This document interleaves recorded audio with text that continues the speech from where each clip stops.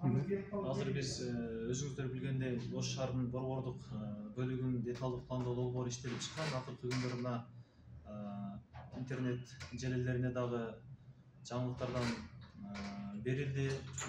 Азыркы күндө мына биздин шаарыбыздын борбордук деталдык пландоо долбоорунун жанында турабыз, карталарынын. Өзүңүздөргө белгилүү болгондой, мына Турция мамлекетиндеги жер титирөөнүн кесепетинен Кыргыз Республикасында дагы биздин өлкөбүздө дагы бир топ курулуш тармагында көп кабаттуу имараттардын курулусунун жер титирөөгө туруштуктугу боюнча маселелер көтөрүлүп, жогорку бийлик тараптарынан дагы бул маселе орчундуу маселелерге айланып атат.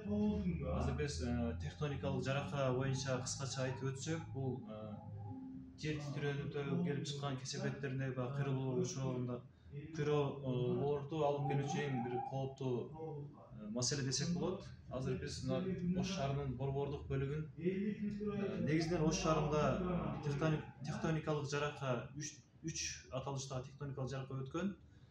Мадынский, Акпрынский, Катарский деген үч тектоникалык жаракада жайгашкан Ош шаары. Азыр биздин алдыбызда турган тектоникалык жарака бул Мадынский тектоникалык жаракасы деп айтылат. Мунун кеңдиги акыркы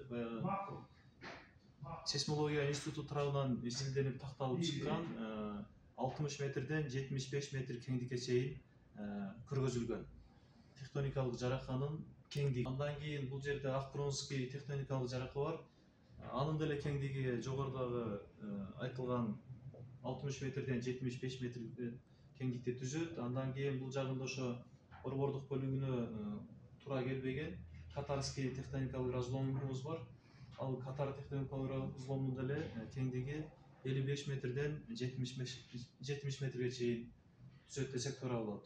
Биздин деталдык пландоо долбоорунда бүт өзүңүздөр көрүп тургандай эч кандай курулуш куруу боюнча эме каралган эмес. Жашыл аймак жана башка жол ушул курулуштан алыс болуш үчүн бул тектоникалык жаракаларга курулуш курбоо чектөө десек болот. Ал эми тектоникалык жаракага такыр эле курулуш курганга болбойт деген бул бир аз туура эмес болуп калат.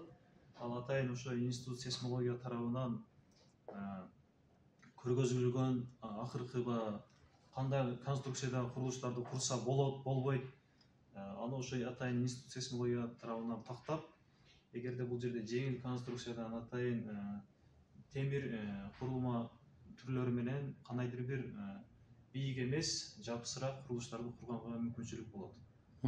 Бирок ошол толуктоолорду киргизип, институт сейсмология тарабынан тактап алыш керек сөзсүз.